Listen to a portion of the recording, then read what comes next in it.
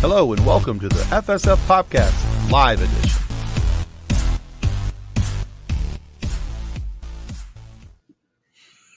Edition. All right.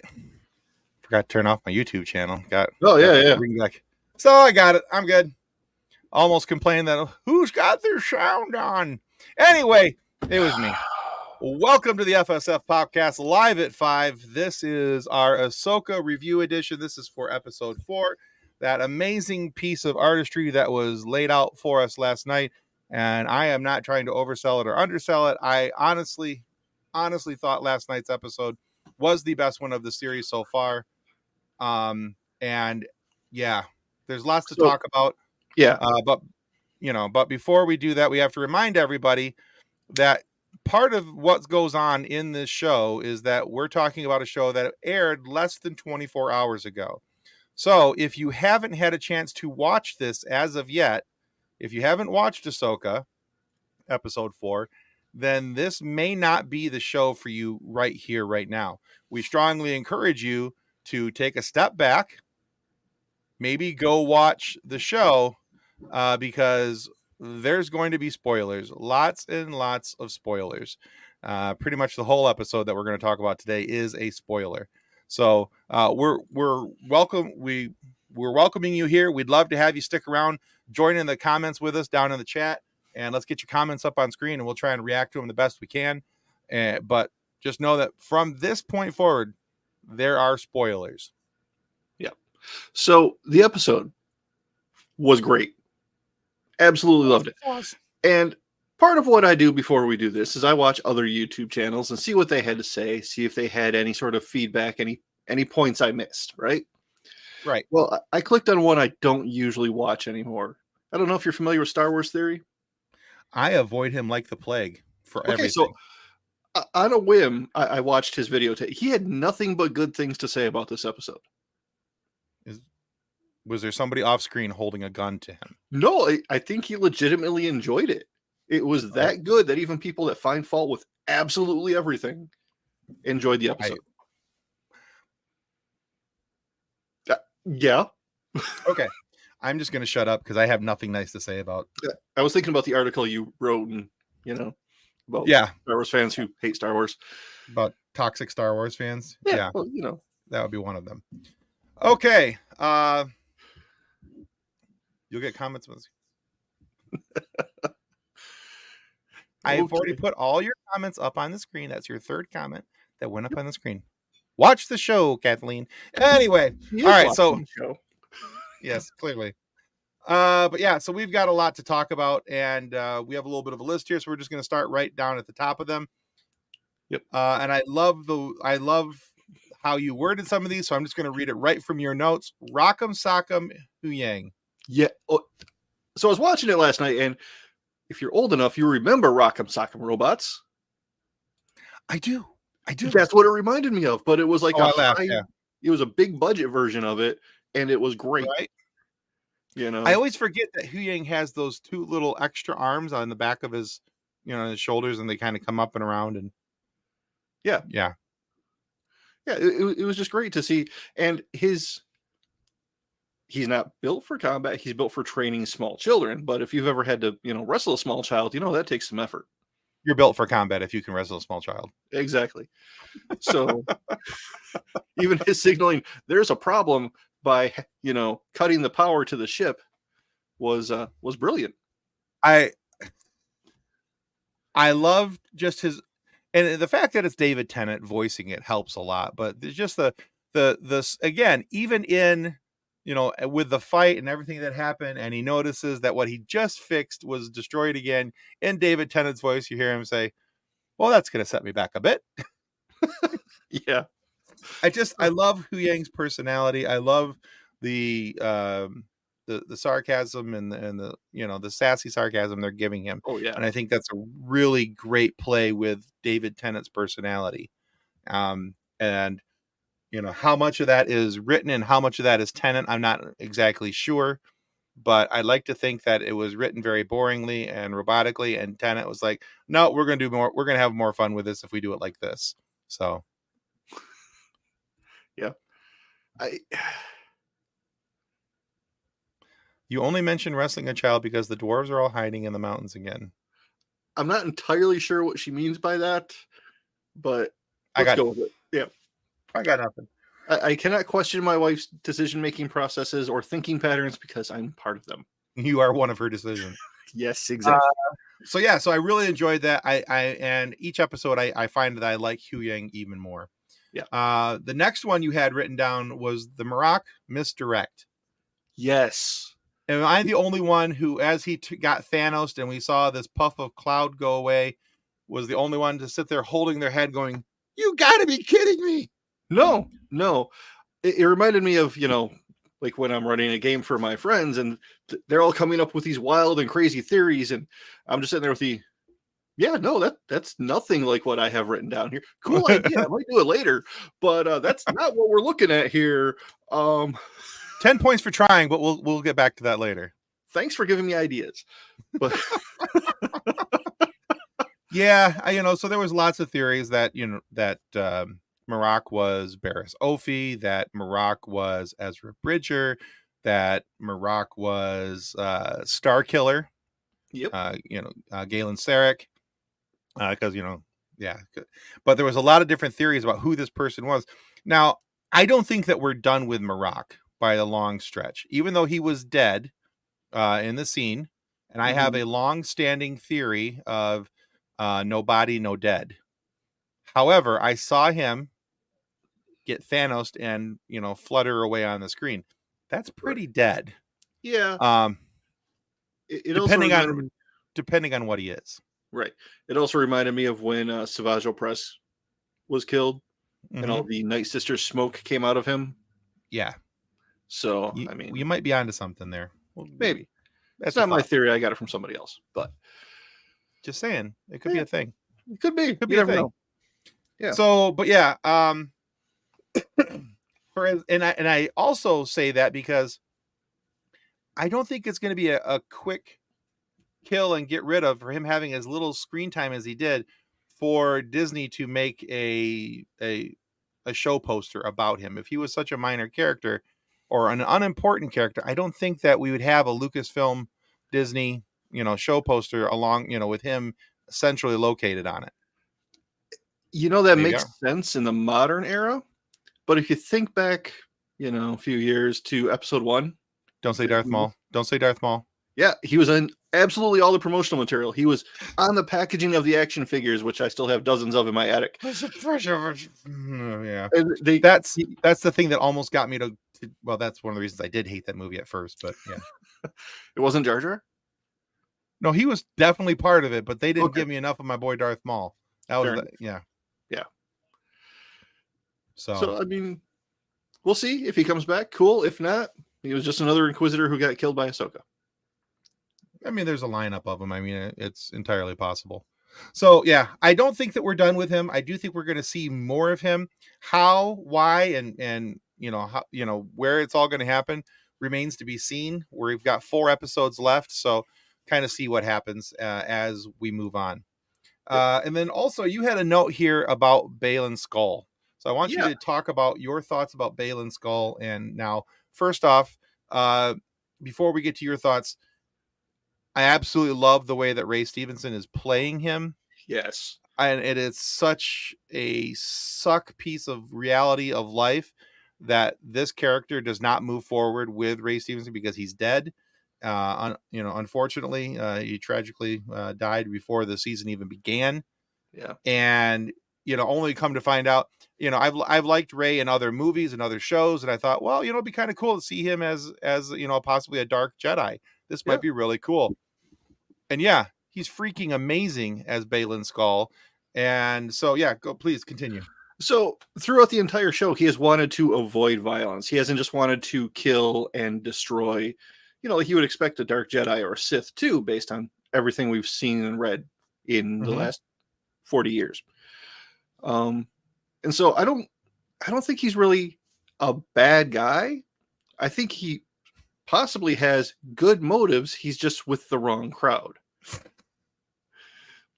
Yeah. Okay. Yeah. Wreck-It Ralph. Just because you are a bad guy does not mean you are a bad guy. That's exactly where my brain went. Yes. Yeah, as soon as you say he's a bad guy, I'm like, just because. Yeah, sorry. Also, you're gonna fall out of that chair one of these days. ADHD kicks I in. might have to sneak in and loosen some screws, but She's not wrong. Star Wars is notorious for people who should really be dead somehow returning.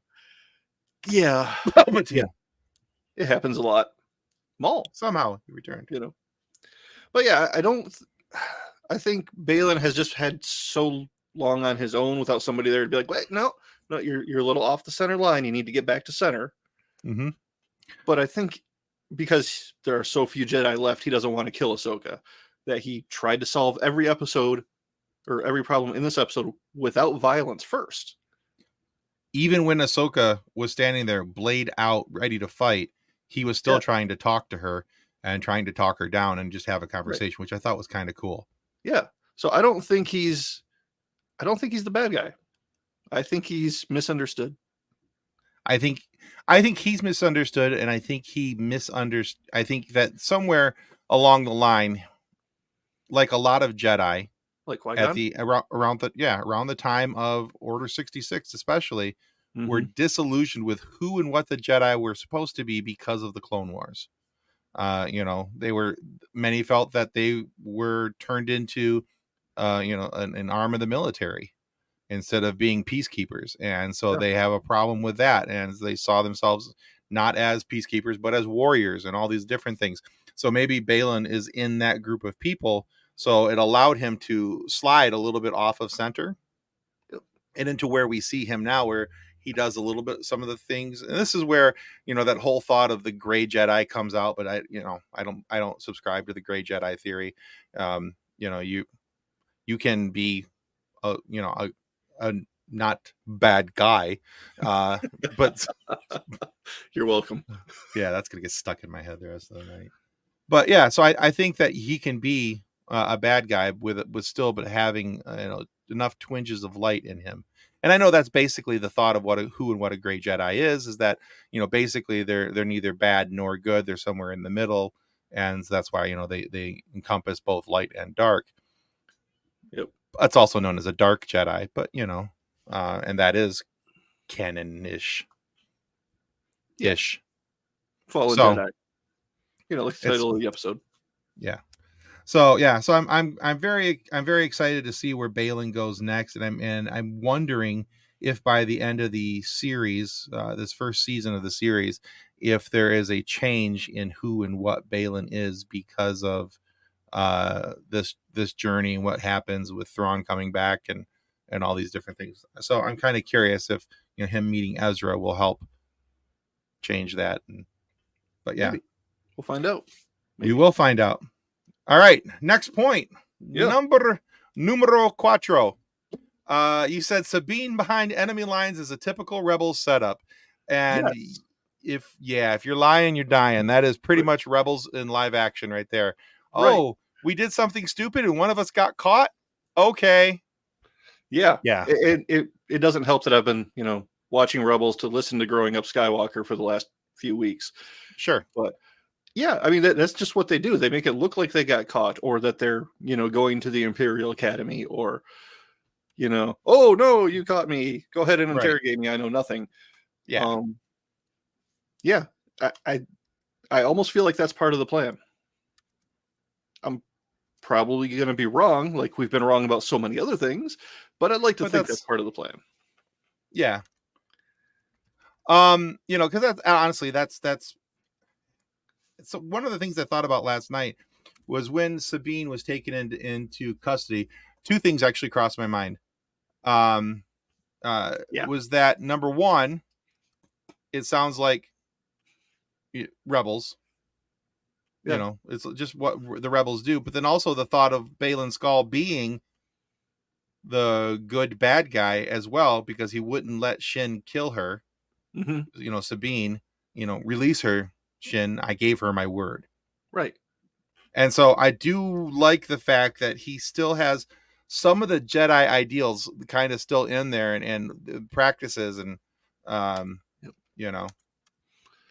so I'm kind of hoping that we see some of that kind of continue, but yeah, it is definitely a Rebels thing. And so now we have all the Rebels together because here's Hera and some of the Mhm. ships coming in. There's the Ghost, Yep. and one of the crew members is off somewhere else, and they got to go save him. And it's just like, okay, Yeah. live action Rebels it is. Yeah. I mean, it's Rebel season 5 in live action. That's great. Exactly. I'm Yeah. okay with it. I'm here for it. Yeah. And John mentioned these guys just a moment ago. I just want to take a quick moment. This name that you see here popping up at the bottom of the screen, Growing Up Skywalker, we absolutely adore that show. Everybody on our show loves these guys. Sam and Anna have an amazing, amazing Star Wars show. So we strongly recommend you guys go check them out. They're reviewing Rebels right now, and they're getting ready to get into some Andor as well. But yeah, check them out. And you can see Sam every month on our Star Wars RPG as well. So yeah, Yes. good times with them. Right. But then also, okay, so that was typical setups. We have more Rebels fun coming up. Your next point you mentioned was weaponized hyperspace jumping. Tell me what you're talking about there. So the Eye of Sion jumped Yep. into hyperspace and created some sort of shockwave that severely impacted all of the surrounding ships, the X-Wings, the Ghosts. And made a couple of them crash into each other. Yeah. I mean, we've seen hyperspace jumps hurt ships before. Most people complained about it. You know. But that was done in a different way, though. Right. But it's still been done before. Well, I mean, it's being done now so that it can be done then. Yes. But, okay, so here's the difference between what I think you're talking about in The Last Jedi and what's happening here. So this, to me, reminded me more of like what happens at the end of season 4 of Rebels when the Purrgil take off and it damages the other ships around them because they create such a tremendous energy wave around them when they take off because the amount of hyperspace juice, we'll go with that, required to get from one galaxy to the other, it wells up such a huge well of energy that it dissipates out into the surrounding area, and that's what happens with the Purrgil when they take off as well. So I'm thinking that something more similar along those lines versus the I'm going to drive my ship through the center of your ship type of situation. Right. But, you know, if there had been a larger object further along in front of the eye, would it have had the same effect as the holdo maneuver? I think so. Well, yeah, absolutely would have. Exactly. Well, and I thought we were going to see like a miniature version of the holdo maneuver because they were like, there's ships out in front of you. And she's like, who cares? Go for it anyway. So I thought we were going to see them not hit each other because of the runoff of electricity or energy from the Eye of Sion. I thought we were going to see them get destroyed by the Eye of Sion, like it was going to fly through the X-Wings or something like that. Yeah. So but I could see Hera putting that in a mission report, and then, you know, a few years later, Holdo sitting there, hey, you know, that sounds like a cool idea. Let's see if we can do that. I read about this one thing that this one other person did. Yeah. So yeah. Sorry. Yeah. So yeah, it'll be interesting to see what all is going to be used because there were 9 hyperspace drives that were taken for the Eye of Sion. Only 7 of them were used. There's 2 left over. So I'm kind of curious. If you pause it and you count it, there's 9 taken. You pause it and count it, there was 7 used. I have a theory about that as well. I'm pretty sure that those are for the use of I wrote about this. Yeah, so I wrote about this. This is an upcoming article. It should be out either tonight or tomorrow, I'm assuming, once my editor gets through with it. But essentially, when they get to Thrawn, he may not have working hyperdrives on his ship. And even though that's what the Eye of Sion is to help with, they're now also having to bring the Chimera back, his flagship. Yep. If it has damaged hyperdrives. So I think those other 2 are for that. So anyway, or can the Chimera just dock with the Eye? I think it can, but I think in order to carry the weight of the Chimera back, it's going to need the other 2 hyperdrives fashioned and attached to that ship some way, somehow. That's a theory that I'm working on. I haven't, again, it's a theory. I'm throwing something against the dartboard. We're going to see how close I can get. The spaghetti method. It's exactly. One of them's got to work some way, somehow. Yes. All right. One of the other things before we get to the last thing in our notes is because what I want to talk about leads up to your last item. We see Ahsoka wake up in this blue, looks like shimmering pool, and to which I promptly screamed out in my house at about 9:35 last night, "Oh my God, it's the world between worlds." I'm so glad your family understands you. They don't have a choice. It's going to happen. That's why I watch it at 9 when it comes out, not 10 o'clock or 11 o'clock sometime later, because I yell. It's going to be a thing. But yeah. But it's happy yelling. It was so happy yelling. I'm like, oh my God, they worked it in the world between worlds. And I knew that it was coming. I had heard about this was going to happen. But, you see it in the animation, you see it in Rebels. But then, to wonder what, okay, how are they going to pull this off live action? What's it going to look like live action? We got to see it last night. Yeah. And then we heard the words that just about killed me. Anakin's voice saying snips. Mm-hmm. Done. Yep. At that point, Tim needed a blanket for it. Because I'm sitting there going, oh, it's Anakin. They brought Anakin back. And I'm sitting there, honestly, I was sitting there on the edge of my couch like this, watching and going, they brought Anakin back. Oh, it's good, Anakin. Okay. And all of a sudden she's, calling him master and he's calling her snips. And so I had my Rebels feels earlier in the show. Now I have my Clone Wars feels.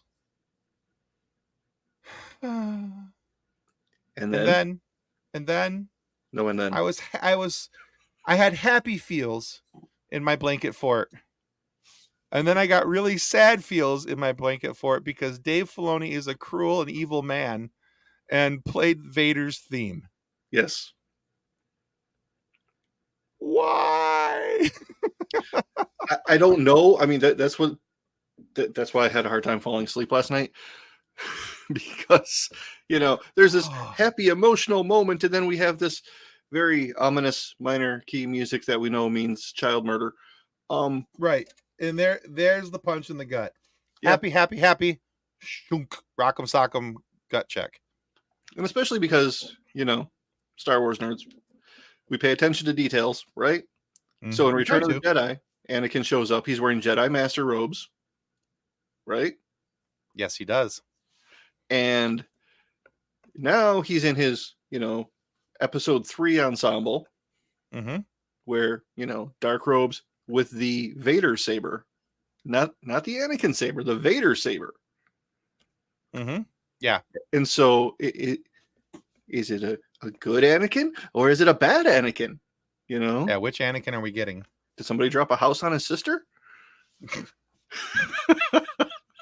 The thing is, I mean, I'm hoping it's the good Anakin, but I know that it's not going to be. And here's why I say that I know that it's not going to be. Okay, so in a bit of quick news. So if you haven't seen it announced already, episode 5 is going to be ridiculous. I'm positive of that, and I'm saying that now because Lucasfilm announced earlier today that episode 5 will be played in select theaters across the nation. You can get free passes to go in and watch and have a fan event at the movie theaters if it's played in your general area. Now, I think this is being more directed towards larger cities.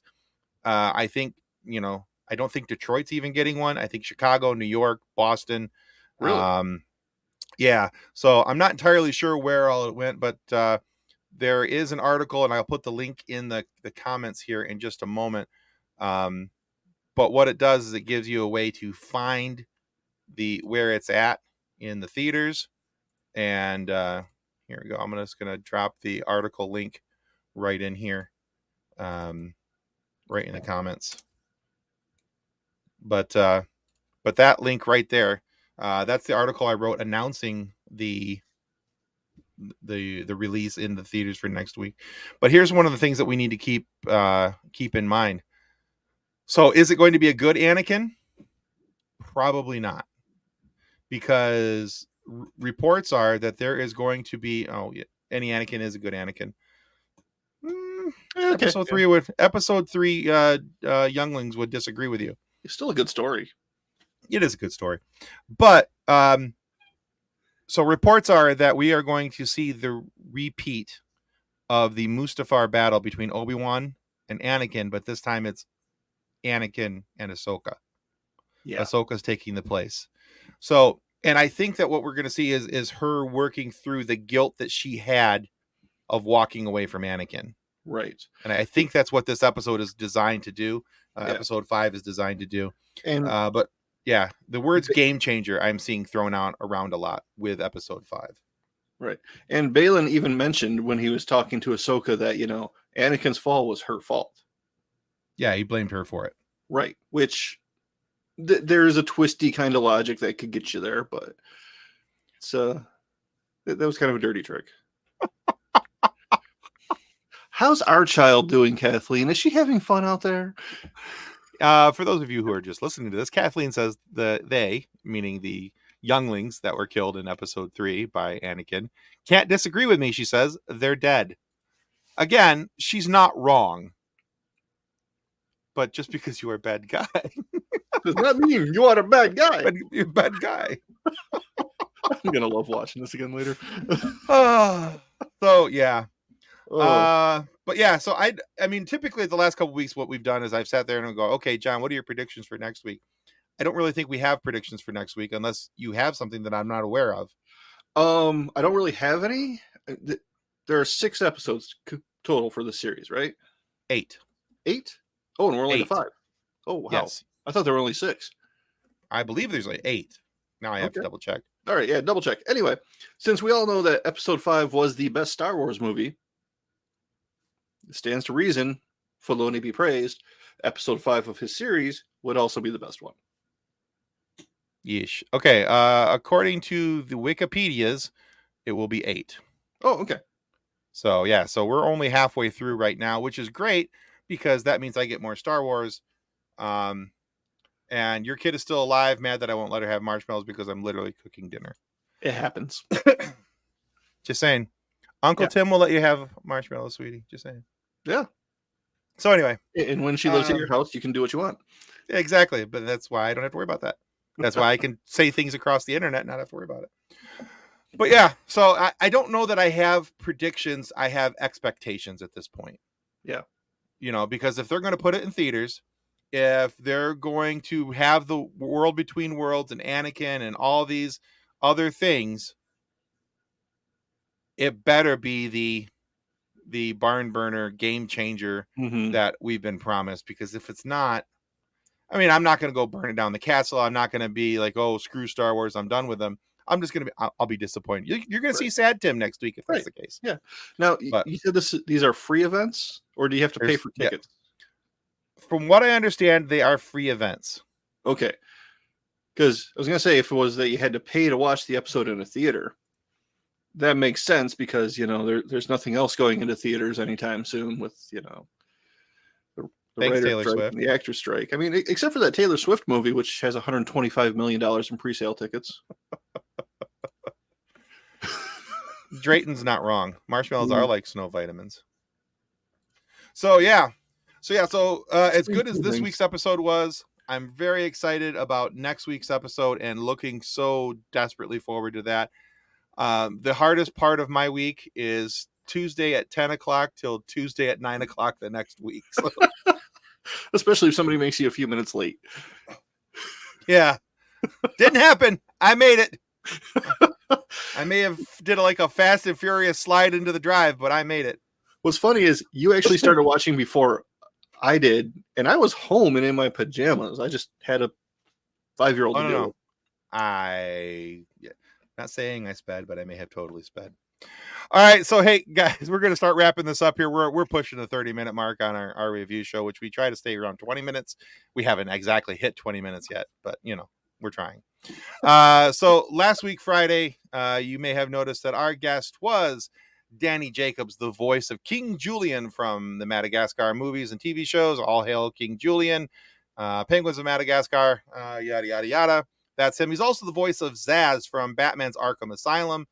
And we think he should be just the Zaz in a Batman offshoot where he is the main villain. Zaz needs to be the main villain somewhere because he's crazy and it could be fun.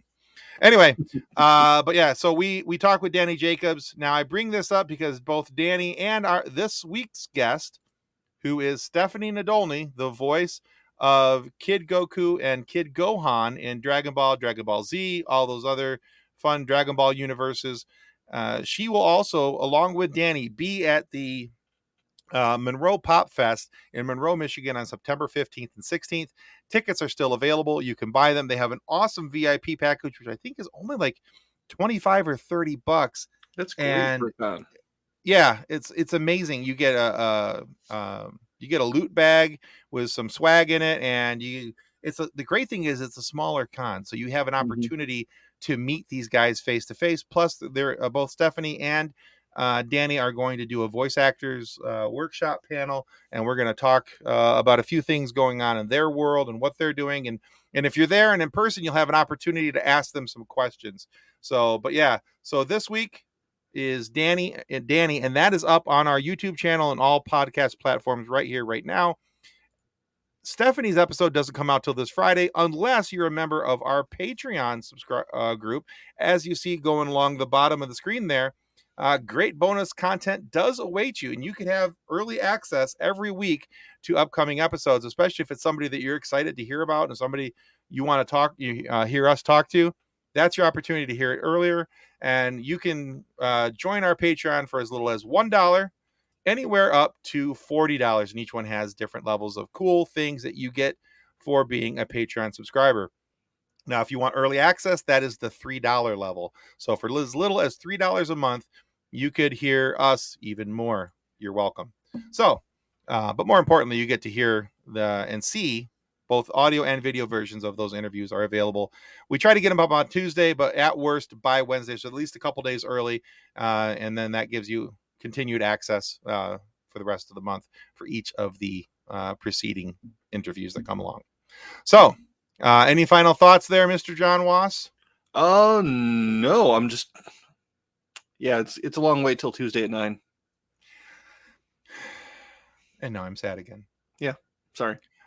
All right, until next time, kids and cadets. Goodbye! On behalf of the rest of the hosts of the FSF PopCast, we want to thank you for listening to this episode. If you'd like to be a guest on a future episode, please contact us by means of Twitter or Instagram using the handle @FSF PopCast. Or go to www.fsfpopcast.com and click on the contact link. Thanks again, and hope you enjoyed the episode.